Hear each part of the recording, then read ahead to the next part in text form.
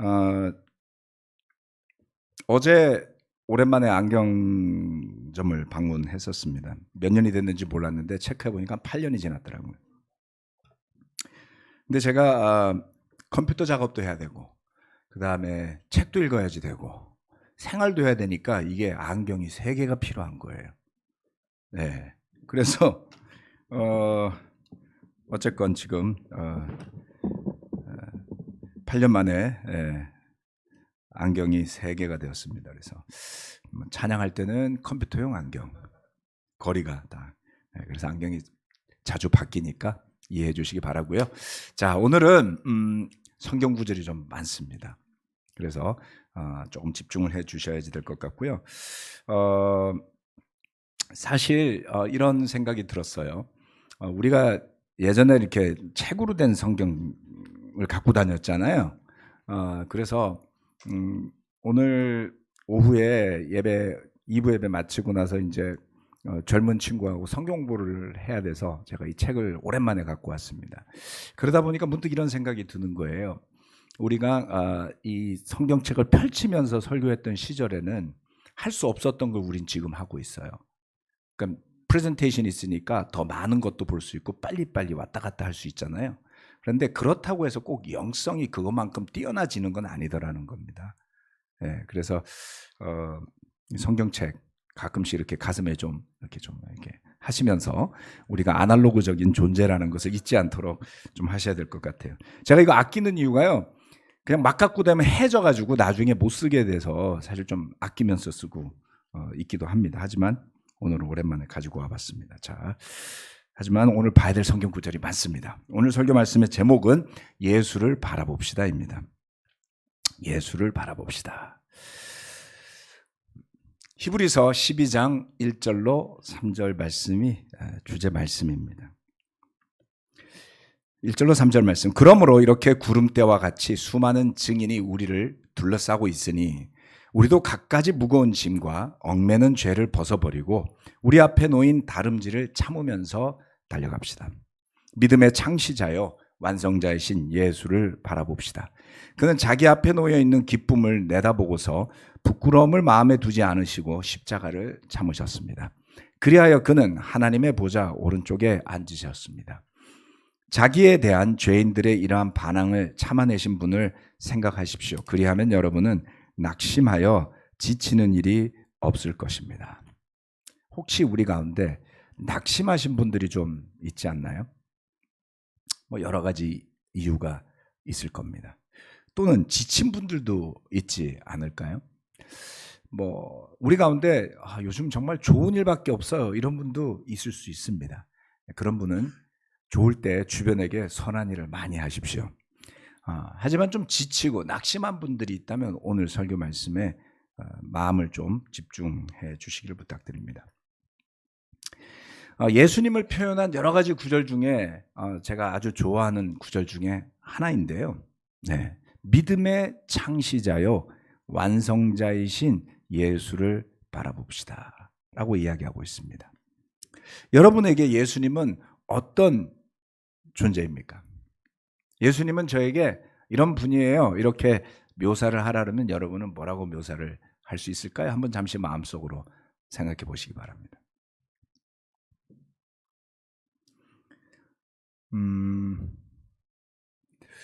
당연히 다들 믿고 계시고 그런 분이잖아요. 네. 그런데 또 막상 생각하면 우리는 이런 거에 좀 트라우마가 있죠. 뭐 질문하면 버벅거리고 틀리게 말하면 어떡하지 막 이러고 이러거든요. 괜찮습니다. 여러분의 마음이 고백이 무엇이건 그것이 진솔한 만큼 그게 여러분의 믿음일 거예요. 그래서 스스로 꼭 한번 써보시든지 답변을 하시든지 한번 해보시기를 부탁드립니다. 흔히 우리는 이렇게 표현하잖아요. 내 죄를 대신하여 죽으시고 나를 구원해 주신 하나님의 아들이다. 그렇지 않나요? 우리가 믿는 그 믿음의 근본이기도 한 하나님의 아들, 우리가 우리 입으로 주님이라고 고백하고 그 이름으로 세례, 즉 침례를 받아서 죄사함을 받고 우리에게 성령을 선물로 받게 해 주신 분, 성경 말씀에 의하면 기적을 일으켜서 많은 사람들의 병을 고치고 먹였으며 가르쳐 주셨던 분.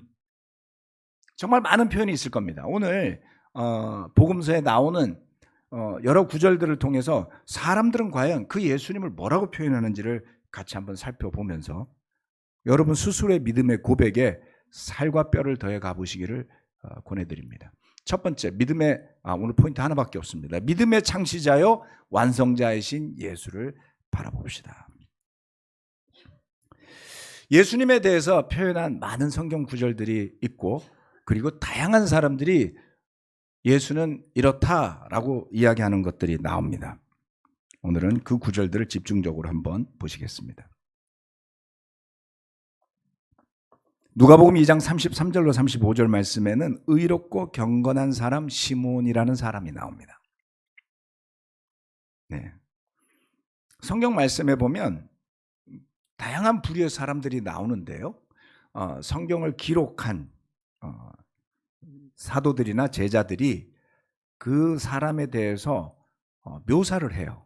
근데 시몬이라는 사람은 앞에 수식어가 이렇게 붙습니다. 의롭고 경건한 사람이었다라고 하죠.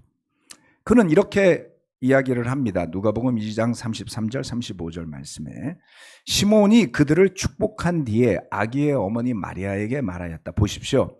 이 아기는 이스라엘 가운데 많은 사람을 넘어지게도 하고 일어서게도 하려고 세우심을 받았으며 비방받는 표징이 되게 하려고 세우심을 받았습니다. 그리고 칼이 당신의 마음을 찌를 것입니다. 그리하여 많은 사람의 마음속 생각들이 드러나게 될 것입니다. 이 시몬이라는 사람이 성령의 인도하심을 따라서 아기 예수에 대해서 이렇게 예언을 했어요. 예수님은 어떤 분이라고요? 많은 사람을 넘어지게도 한답니다. 예수님이 그러시면 어떡하지? 그냥 다 구해줘야 되는 거 아니야? 우리는 그렇게 이야기를 하죠. 그렇죠? 예. 그건 왜냐하면 내가 비용을 지불하지 않기 때문이에요. 예. 우리에게 비용을 지불하라고 한다면 우리는 고민할 겁니다. 흔히들 그러잖아요. 아유, 세금 가지고 다 좋은 데 써야죠. 세금 내라면 싫어하시잖아요. 그렇지 않나요? 예. 우리는 남의 일처럼 말할 때는 너무 자비로워요.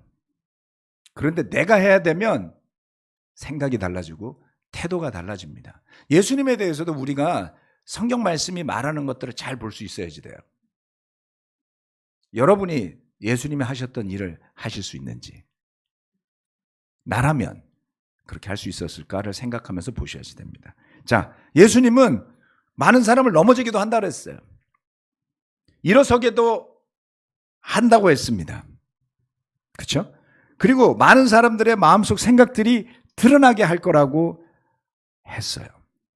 그런 예수님에 대해서 사람들은 어떻게 반응했을까요? 예수님이 오셔서 하신 많은 일들 속에 다양한 사람들은 예수님을 다양하게 묘사하고 있습니다.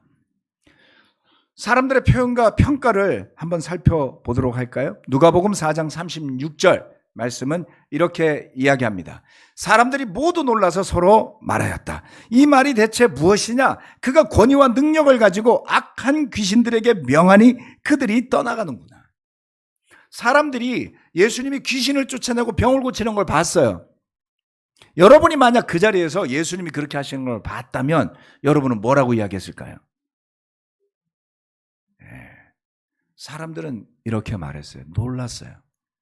권위와 능력이 있구나. 귀신들까지 쫓아내는구나. 저 같으면 제 귀신도 좀 쫓아내 주실래요? 이렇게 했을 것 같아요. 네. 그런가 하면 시몬 베드로는 예수님을 따라가기 전에 누가복음 5장 8절에서 이렇게 이야기했습니다. 시몬 베드로가 이것을 보고 예수의 무릎 앞에 엎드려서 말하였다. 주님, 나에게서 떠나 주십시오. 나는 죄인입니다. 어떤 사람은 주님을 보면서 놀라요. 어떤 사람은 주님을 보면서 자신이 죄인임을 고백합니다. 왜 그랬을까요? 베드로가. 이 장면은 밤새 고기를 한 마리도 못 잡은 베드로에게 예수님이 가서 그물을 던져보라 그랬더니 시킨 대로 했더니 깊은 데로 가서 그물을 던지라 그랬더니 어마어마하게 고기가 잡힌 거예요. 자기의 생각과 달랐죠? 그래서 되겠어요? 제가 어부거든요. 근데 당신이 하라니까 한번 해볼게요. 이게 뭐 대단히 나쁜 거예요? 그런데 베드로는 자신의 그런 태도가 잘못됨을 깨달았어요. 그럴 때 그는 주님을 보면서 자신이 죄인임을 고백하는 것입니다. 그런가 하면 같은 5장의 또 다른 사람들, 21절 율법학자들과 바리새파 사람들은 어떻게 이야기합니까? 그래서 율법학자들과 바리새파 사람들이 말하기를 하나님을 모독하는 말을 하다니 이 사람은 누구인가? 하나님 한 분밖에 누가 죄를 용서할 수 있는가 하면서 의아하게 생각하기 시작하였다. 예수님이 사람들의 죄를 사해 준다고 하니까 큰일 났어요. 이게 신성모독입니다. 신성모독죄는 사형이에요. 이스라엘 안에서는. 이슬람은 요즘도 하죠. 그죠? 신성모독죄면 사람을 죽여요. 네. 그래서 예전에 프랑스의 무슨 만화에 마호메트를 우스꽝스럽게 그렸다고 그 기자를 죽였잖아요. 그게 왜냐하면 신성모독이었기 때문이에요. 그래서 바리새파 사람들과 율법학자들이 하나님을 모독하는 말을 했다라는 이 표현은 굉장히 살벌한 표현이에요. 이게 정말 신성모독에 걸리면 죽일 수 있다는 뜻이죠. 의아하게 생각했어요. 똑같은 기적을 보고 어떤 사람들은 놀라고 어떤 사람들은 권위와 능력이 있다고 말하고 어떤 사람은 자신의 죄를 깨닫는데 어떤 사람은 죽여버리려고 하는 거죠. 사람들의 평가는 이렇게 다양합니다. 베드로는 그 예수님을 따라가기 전에 먼저 주님이라고 불렀어요. 그렇죠? 사람들은 다급하잖아요. 궁하잖아요. 그러면 예수님을 향해서 주님이라고 불러요. 네. 어이 예수 이러지 않아요. 내가 급하니까. 그렇죠? 네. 여러분 급할 때 기도하시지 않나요? 네. 근데 급한데도 기도도 못하고 안 하거나 하면서 예수님을 보고 또 다르게 요구하는 경우가 있을 수도 있죠. 또 사람들은 이렇게도 반응합니다. 누가복음 7장 16절 말씀. 그래서 모두 두려움에 사로잡혀서 하나님을 찬양하면서 말하기를 우리에게 큰 예언자가 나타났다 하고 또 하나님께서 자기 백성을 돌보아 주셨다고 말하였다. 하였다. 이 누가복음 7장의 장면은 나인성이라는 곳에 한 과부가 아들이 죽었어요. 그래서 가서 예수님이 그 죽은 아들을 살려준 겁니다. 대단한 기적이죠. 그죠? 부모들의 최고의 악몽은 뭐예요? 자식이 부모보다 먼저 죽는 거예요. 사고가 됐건 병이 됐건 그렇지 않습니까? 네. 저는 아주 오래전부터 이런 기도를 했습니다. 우리 집안의 자녀들, 우리 부모님, 내 자신이 계시는데 우리 집안의 사람들이 순서대로 떠나게 도와주십시오. 그 대단한 축복이에요. 그렇죠? 자식이 부모보다 먼저 세상을 떠나는 거는 불효라 그랬잖아요. 뭐 떠나고 싶어 떠나겠습니까, 여러분? 비극이 벌어졌죠. 네. 그런데 예수님이 그 아들을 살렸습니다. 야, 이 과부는 어땠을까요? 남편도 없는데 아들마저 죽었어요. 근데 그 아들이 살아났어요. 그랬더니 백성들이 두려움에 사로잡혀서 하나님을 찬양합니다. 우리에게 큰 예언자가 나타났다. 하나님께서 자기 백성을 돌보아 주셨다. 예수님을 바라보는 일은 어떤 일일까요? 네. 때로는 우리가 겪는 일들이 커 보일 때가 있죠. 극복할 수 없을 것 같아 보이면 굉장히 절망스럽고 좌절스럽지 않습니까? 심지어는 그 도전이 너무 크다 보면 심리적으로 정신적으로까지 영향을 미치게 됩니다. 제자들은 또 다음 말씀들을 보면 다양한 일들이 벌어지는데 다양한 반응들을 볼 수가 있습니다. 누가복음 9장 6절에서 8절 말씀. 제자들은 나가서 여러 마을을 두루다니면서 곳곳에서 복음을 전하며 병을 고쳤다. 분봉왕 헤롯은 이 모든 일을 듣고서 당황하였다. 왜냐하면 어떤 사람들은 요한이 죽은 사람들 가운데서 살아났다고 하고, 또 어떤 사람들은 엘리야가 나타났다고 하고, 또 어떤 사람들은 옛 예언자 가운데 한 사람이 살아났다고 말하기 때문이었다. 분봉왕 헤롯은 세례 요한을 죽인 사람이잖아요. 근데 소문이 막 나기 시작을 해요. 지도자가 제일 두려워하는 게 뭐냐면 선동되어진 사람들이 폭동을 일으키는 겁니다. 네. 폭동이 제대로 일어나잖아요. 그러면 결국 문제가 생기게 되죠. 그렇죠? 네. 폭동이 제대로 일어나서 왕권을 뒤집어 엎은 일들이 벌어진 나라가 프랑스잖아요. 그죠? 네. 폭동이 제대로 일어나면 위험하거든요. 네. 왕이 당황했습니다. 왜냐하면 소문이 돌기 시작한 거예요. 죽은 요한이 살아났다. 소문이 심상치가 않아. 대단해요. 어떤 사람은 엘리야가 나타났다. 이 성경을 좀 아는 거죠. 마지막 날에 엘리야와 같은 예언자가 올 거야. 그랬더니 죽었던 예언자 가운데 또 살아난 사람이 있다 그러고, 여러분 얼마나 흉흉해요. 나인성에서 죽은 과부의 아들이 살아난 게 소문이 안 났겠습니까? 귀신을 쫓아낸 일들이 소문이 안 났겠어요? 그런 소문이 막 돌아다니고 있으니 왕은 얼마나 답답했을까요? 왕의 관심은 예수님한테 없기 때문이죠. 자신의 권력에만 관심이 있기 때문이죠.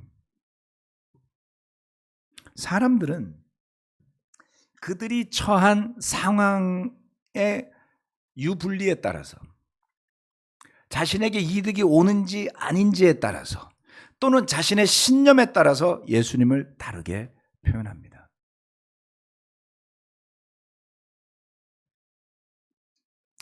누가복음 18장 38절로부터 39절 말씀.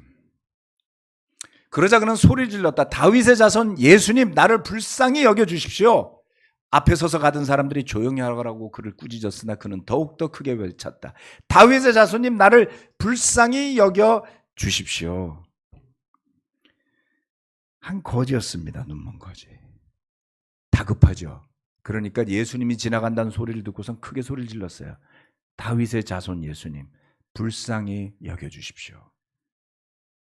그런가 하면 예수님을 체포하고 나서 그 예수를 지키던 경비병들은, 그 사람들은 이렇게 예수님을 대합니다.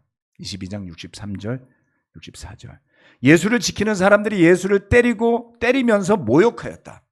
또 그들은 예수의 눈을 가리고 말하였다. 너를 때린 사람이 누구인지 알아맞추어 보아라. 이 사람들이 예수님에 대한 소문을 못 들었었을까요? 하는 행동을 보면 들었어요. 예언자가 죽었다가 살아났다. 이 소문을 들은 것 같죠? 문둥병도 고치더라. 눈먼 사람 눈도 뜨게 하더라. 죽은 사람도 살리더라. 그런데 왜 이렇게 힘없게 잡혀와서 지금 내 앞에서 무기력하게 있는 걸까? 궁금하잖아요. 그래서 사람들은 예수님을 괴롭혔습니다. 빌라도는 어땠을까? 23장 20절로부터 23절 말씀입니다. 빌라도는 예수를 놓아주고자 하여 다시 그들에게 말하였다. 그러나 그들이 외쳤다. 그 자를 십자가에 못 박으시오. 십자가에 못 박으시오. 빌라도가 세 번째 그들에게 말하였다. 도대체 이 사람이 무슨 나쁜 일을 하였단 말이오? 나는 그에게서 사형에 처할 아무런 죄를 찾지 못하였소. 그러므로 나는 그를 매질이나 해서 놓아줄까 하오. 그러나 그들은 마구 우기면서 예수를 십자가에 못 박으라고 큰 소리로 요구하였다. 그래서 그들의 소리가 이겼다. 이제는 소리가 바뀌었어요. 죽었다가 살아난 부활한 요한이라 그러다가, 엘리야라 그러다가, 다윗의 후손이라고 그러다가, 호산나라고 불렀다가 이제는 십자가에 못 박으라는 거예요. 참 사람들의 생각은 다양하죠.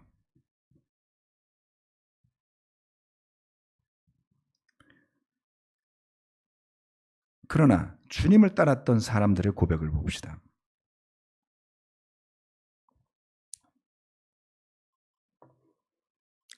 한 구절이 더 있었네요. 십자가에 매달린 예수님에 대해서 23장 35절로부터 37절. 백성은 서서 바라보고 있었고 지도자들은 비웃으며 말하였다. 이자가 남을 구원하였으니 정말 그가 택하심을 받은 분이라면 자기나 구원하라지. 병정들도 예수를 조롱하였는데 그들은 가까이 가서 그에게 신포도주를 들이대면서 말하였다. 내가 유대인의 왕이라면 너나 구원하여 보아라. 이렇게 사람들은 다양해요. 그리고 뭔가 능력이 있고 힘이 있는 것 같으면 그 앞에서 비굴해지지만 그 사람이 무기력하게 자기 앞에 있는 걸 보면 뭔가 그런 사람을 괴롭히면서 쾌감을 느끼나 봐요. 이렇게까지 안 해도 되잖아요. 그죠? 여러분, 가끔 사형수에 대한 영화가 나오거든요. 그러면 간수들이 사형수를 바라볼 때 되게 불쌍하게 생각해요. 죽을 사람이잖아요. 그죠? 그래서 잘해줘요. 네, 마지막에는 먹고 싶은 음식 말하라 그래서 그 음식도 갖다 줘요. 그런데 예수님을 대하던 사람들은 그렇지 않았죠. 제자들의 고백을 보도록 합시다. 누가복음 9장 20절. 예수께서 그들에게 물으셨다. 그러면 너희는 나를 누구라고 하느냐? 베드로가 대답하였다. 하나님의 그리스도이십니다. 베드로의 고백이었습니다. 하나님이 보내신 메시아이십니다. 왕이십니다. 그리스도이십니다. 23장 47절. 그런데 백부장은 그 일어난 일을 보고 하나님께 영광을 돌리며 말하였다. 이 사람은 참으로 의로운 사람이었다. 예수님의 처형장에 있었던 로마 백부장이 말했던 고백이었죠. 부활하신 주님을 본 제자들은 이렇게 말했습니다. 24장 34절. 모두들 주님께서 확실히 살아나시고 시몬에게 나타나셨다 하고 말하고 있었다. 예수님이 십자가에 못 박혀 돌아가시고 나서 부활한 그분을 뵌 제자들이 1명, 2명 늘어나면서 사람들이 들떴어요. 주님께서 확실히 살아나시고 시몬에게도 나타나셨다. 우리 앞에도 나타나실 거야. 기다리고 있었죠. 사도행전 2장 36절. 베드로는 이렇게 설교했습니다. 그러므로 이스라엘 온 집안은 확실히 알아두십시오. 하나님께서는 여러분이 십자가에 못 박은 이 예수를 주님과 그리스도가 되게 하셨습니다.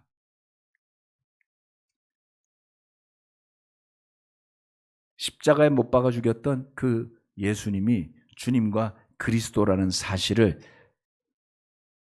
많은 백성들 앞에서 베드로가 증언했죠. 네, 여기는 좀 구절이 많습니다. 사도행전 3장 12절로부터 19절 말씀입니다. 3장 12절로 19절 말씀입니다.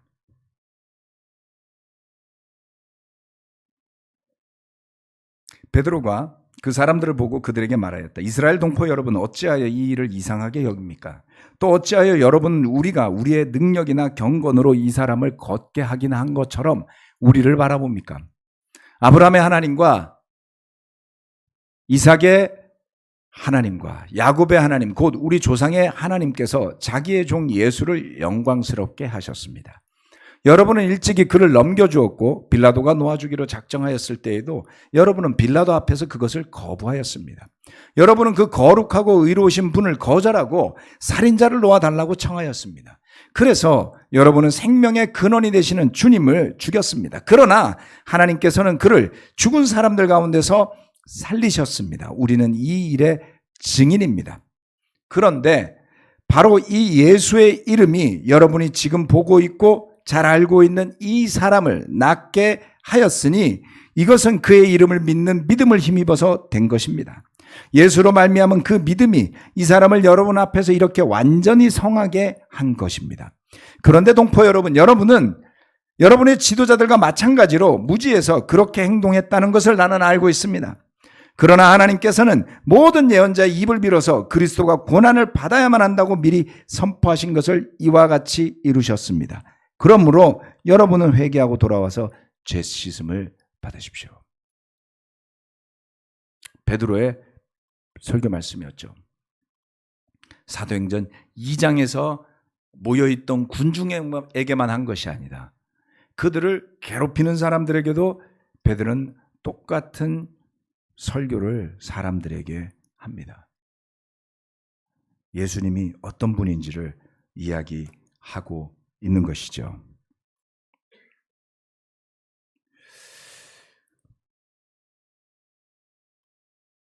믿음의 창시자요, 완성자이신 예수를 바라봅시다. 사도행전 4장으로 가면 제자들은 또 이렇게 고백합니다. 4장 12절 말씀. 이 예수밖에는 아무에게도 구원은 없습니다. 사람들에게 주신 이름 가운데 우리가 의지하여 구원을 얻어야 할 이름은 하늘 아래에 이 이름밖에 다른 이름이 없습니다. 믿으십니까? 그런데 종종 우리가 예수님보다 다른 것을 많이 쳐다보고 살아요. 우리 교회가 했던 가장 큰 실수 중에 하나는 교회의 리더십으로 서는 사람을 영광스럽게 만들었던 것들입니다.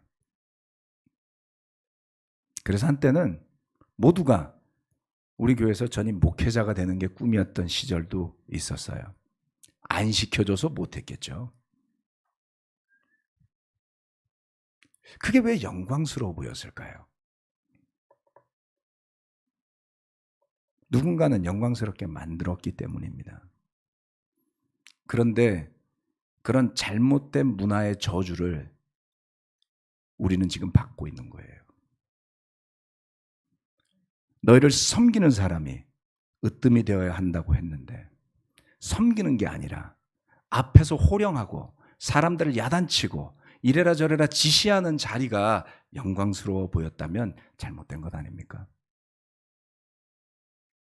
우리의 구원은 교회 지도자들에게 달려있지 않습니다. 잘못된 문화는 뿌리 뽑아야 합니다.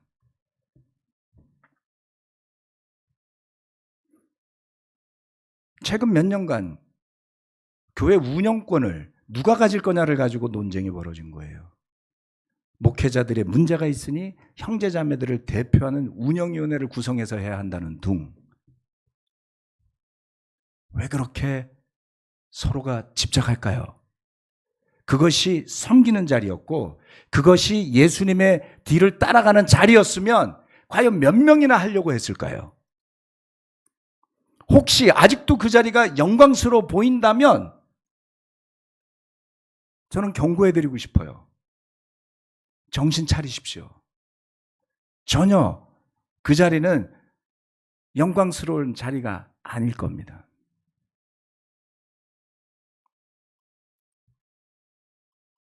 그 자리는 다른 사람에게 구원을 줄 수 있는 능력을 가진 사람이 하는 자리가 아니에요. 말씀을 전하기 때문에 그 말씀 때문에 그것을 전하는 사람의 발이 아름답다 그랬지 그 사람이 아름다운 게 아닙니다, 여러분. 복음이 아름다운 거예요. 그렇지 않습니까? 네. 우리가 의지하여 구원을 얻어야 할 이름은 하늘 아래에 예수 그리스도밖에 없음을 고백해야 됩니다. 아멘. 언제부터 ICOC가 그 ICOC라는 단어가 그렇게 중요했나요? 이 교회가 어느 날 땅에서 솟아났습니까? 하늘에서 떨어졌습니까? 교회사를 제대로 공부나 해보셨나요? 그렇게 답답하시면 신학이라도 공부해 보셨습니까? 우리 교회의 역사를 이해하는데도 수십 년이 걸렸습니다. 그래도 함부로 단정지어 말할 수가 없어요. 너무나 많은 변수들이 있기 때문이죠. 내가 가장 좋아하는 교회지만, 제가 믿기로는 가장 성경에 부합하는 길을 따라가려고 하는 교회이지만, 결단코 우리 교회가 아무런 흠이 없다고 저는 말할 수 없습니다. 그렇지 않습니까?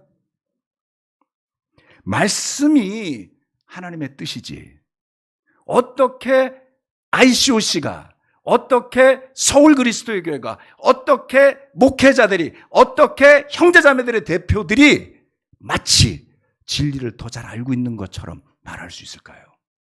깨어나십시오, 여러분. 정신 차리셔야 됩니다. 히브리서 12장 3절 말씀. 자기에 대한 죄인들의 이러한 반항을 참아내신 분을 생각하십시오. 그리하면 여러분은 낙심하여 지치는 일이 없을 것입니다. 예수님이 뭘 참아낸지를 히브리서 기자가 설명해요. 뭐를 참아냈죠? 죄인들의 반항이요. 오늘 읽은 구절들이잖아요. 나는 너희를 구하러 왔는데 너희는 나를 죽인단 말이에요.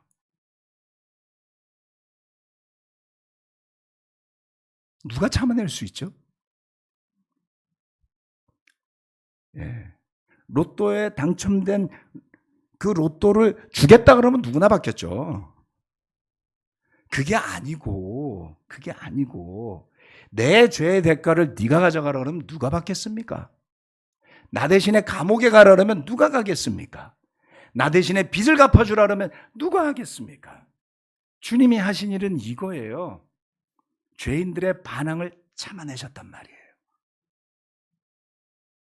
여러분은 죄인들의 반항을 참아내실 준비와 각오가 되셨습니까? 왜 그 예수님을 생각하면 낙심하여 지치는 일이 없는 걸까요? 왜?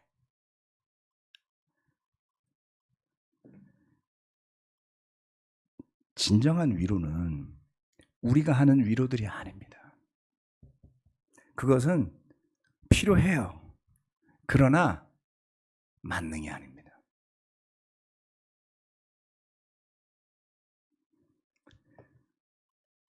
우리가 경험하고 체험하는 예수님을 떠올려 보시기를 저는 바랍니다.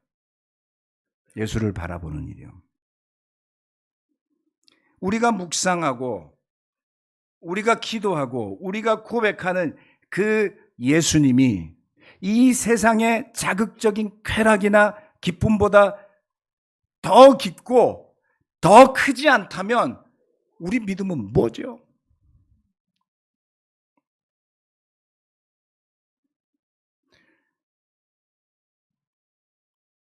분명하게 세상에서 얻는 것과 비교할 수 없을 만큼의 능력을 여러분이 주님을 바라보는 그 바라봄 안에서, 그 믿음 안에서 체험하셔야 됩니다. 그렇지 않으면, 그 체험이 없다면, 그 믿음이 없다면 끊임없이 우리를 흔들어대는 그 사탄과 세상의 세파에 견뎌낼 재간이 없다는 겁니다. 세원 형제가 28주년이라 그랬는데요. 그 소리를 듣고 보니 제 30주년이더군요. 93년 2월 26일. 저는 새벽에 세례 받았습니다. 밤 12시까지 야근하고.